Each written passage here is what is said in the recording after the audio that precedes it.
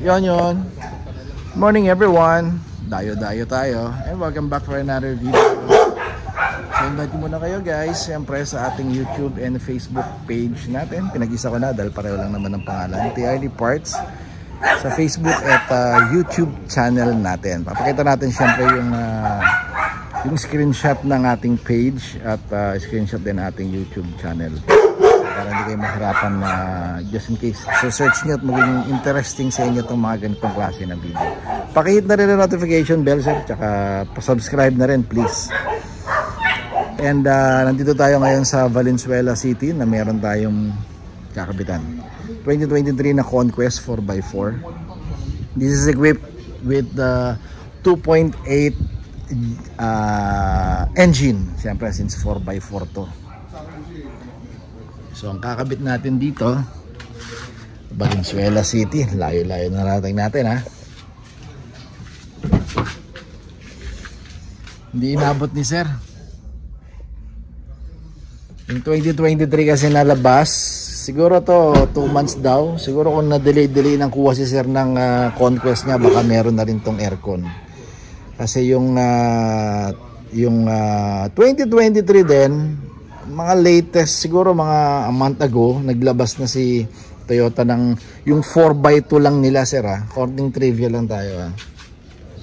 Yung 4x2 lang nila na Conquest meron ng aircon, equipped na ng rear aircon system.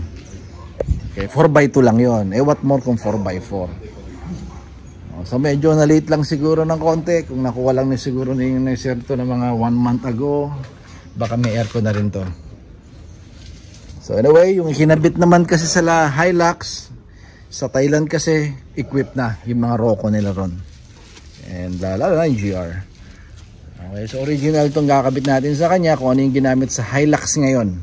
Kung ano yung nakalagay sa mga Conquest, sa GR.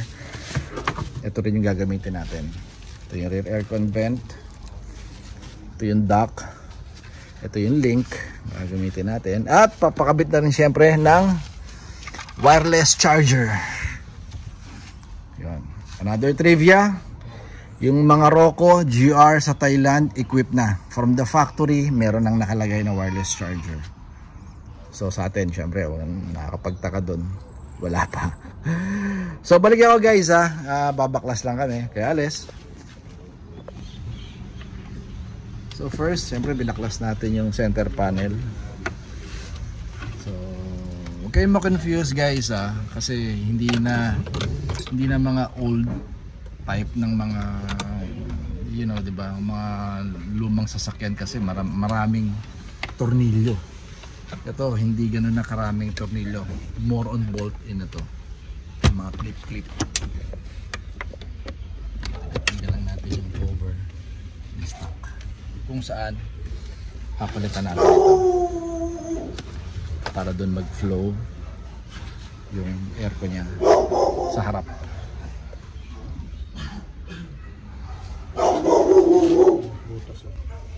Ayos pantay na pantay na. Malaki na. Yan, binutasan na natin Guys, yung binutas natin na yan, manipis na plastic lang yan. Cutter nga lang gamit ni Anthony Diyan kasi lalabas ang ito. Yan. Yan yung console ng parang yung central aircon niya sa harap.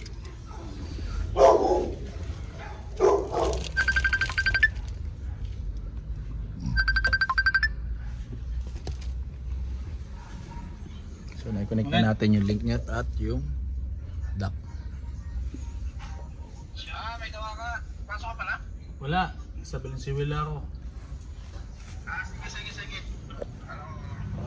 So guys, konting trivia uli.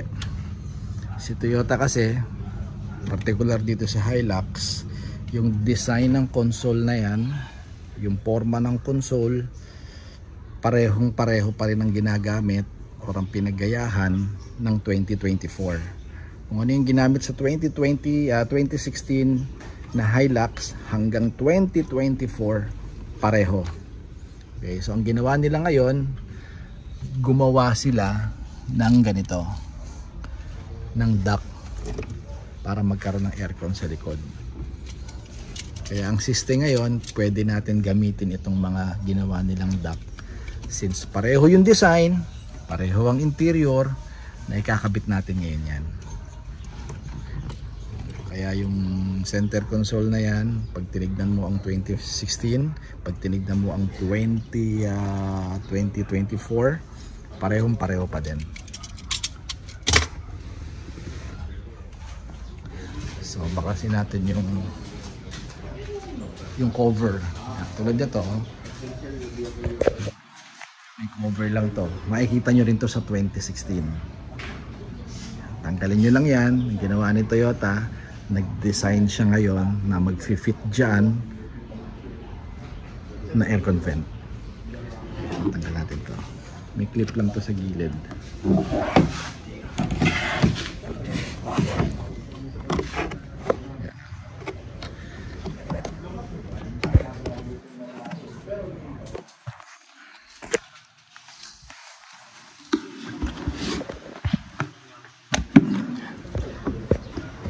Yun. Clip lang yan sa ilalim. Then mauhugot ko na yan. Diyan natin kakabit ko.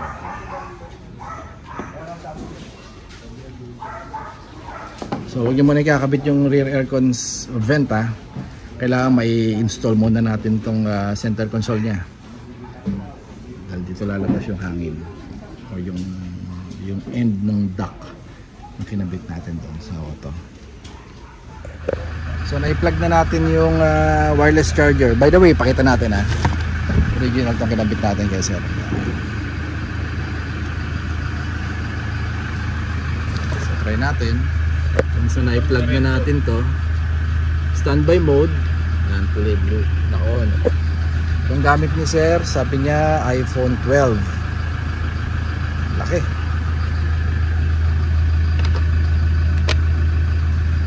Yun. Pag nag-amber ng yan, yung kulay amber na yan o yung orange, ibig sabihin charging yan ha. One more, try natin isa pa. May iba nag-standby mode, kulay blue.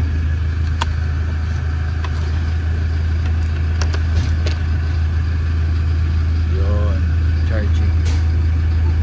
So applicable itong wireless charger natin na kinakabit sa mga mostly yung mga latest na telepono na Android man yan o iPhone, basta capable, usually kasi capable lahat ng mga latest phone sa wireless charging eh. Okay, so kabit na natin to. So try natin ulit. Check muna natin bago natin ikabit yung center panel kasi nakakabit na eh. Wala naman siyang singaw or unnecessary nabuga ng hangin. So, nakabit naman natin at nakadesign naman yung link natin na to sa forma talaga niya. So, okay naman. So, pagbubukas ng aircon, yung normal lang din. Wala tayong kailangan baguhin. Kung paano nyo lang yung normal na ginagamit kahit wala pa nito. Yan, ang lakas oh. So far, okay naman. Wala namang hangin na lumalabas. Nakakaiba. Okay. Lamig. Okay.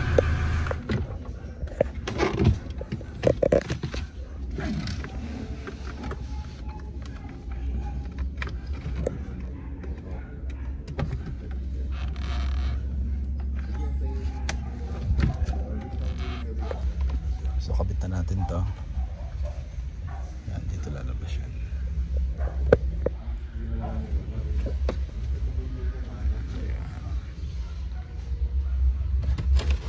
So medyo ipapasok nyo lang itong carpet natin para hindi siya maipit dito. So okay, mag-alala dahil from the factory naman may kasama na siyang yung foam.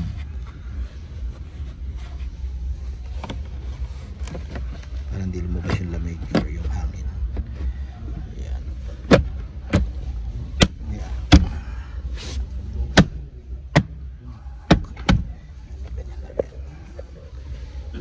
natin subukan.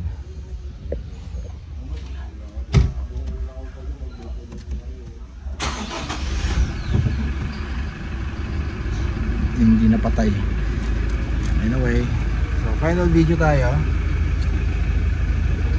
So once again, huwag kayo ma-confuse since may aircon kayo sa likod kung paano i-operate.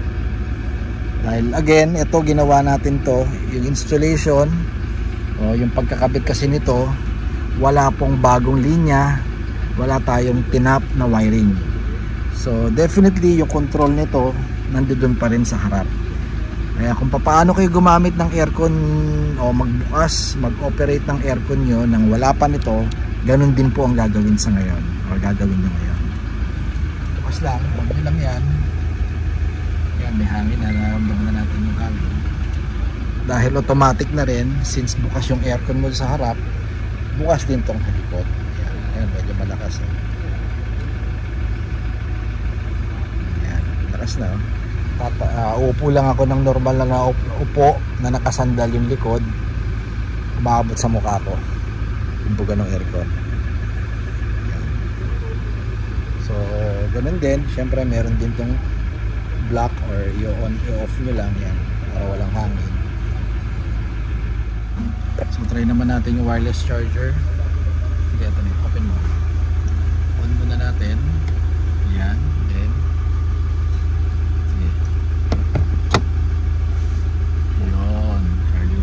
amber na siya, kulay orange na, sabihin charging na. So for our wireless charger, 10,000 yan. Then itong aircon vent na kinabit natin, isang set 25,000. Okay, so installation hindi po kasama.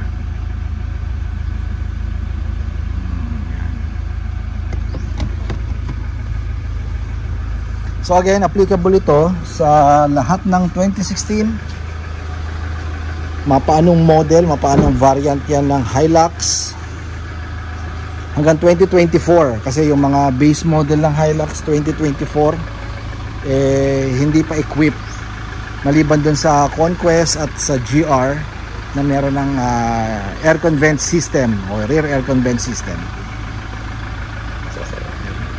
So once again, this is a 2023 4x4 Conquest. Sayang, konting panahon na lang o konting buwan na lang nakuha siguro ni Sir yung may aircon na talaga sa likod. Pero anyway, hindi naman huli ang lahat. Para sa iba kasi may mga nagsasabi, kailangan ko na ibenta yung 2020 Hilux ko o 2022 Hilux ko para makabili ko ng Conquest or GR na latest kasi may aircon na sa likod. Hindi na kailangan ibenta yan, sir. Pwede natin lagyan ng aircon at ikabit natin kung ano yung nakakabit dun sa latest na merong aircon. Okay, so invite ko kayo again guys, ating Facebook at YouTube channel is TRD Parts. Please subscribe and hit the notification bell. Kung kayang i-share, sir, please. Salamat.